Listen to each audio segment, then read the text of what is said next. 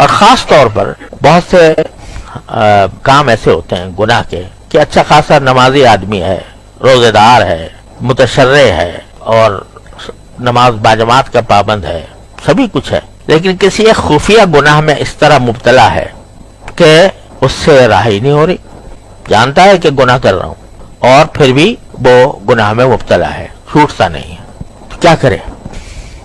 کم سے کم اتنا تو کرے کہ یہ مانگے ربنا آتنا من لدنک رحمتا وہیئ لنا من امرنا رشدا، یا اللہ مجھ سے چھڑوا دیجئے گناہ، یا اللہ میں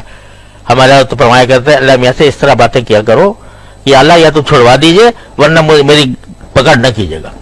میں نے آپ کے حوالے کر دیا اپنے آپ کو، یا چھڑوا دیجئے یا میری پکڑ نہ کیجیے گا وہاں پر۔ تو یہ جب بندہ اتنا ربط پیدا کر لیتا ہے تو جب باری تعالیٰ یہ دیکھتے ہیں کہ یہ بندہ بیچارہ تھا تو یعنی اپنی حد تک کوشش کر رہا تھا لیکن نفس اس کے اوپر غالب آ گیا تھا، شیطان اس پر غالب آ گیا تھا، اس نے جو ہے اس کو مجبور کر رکھا تھا،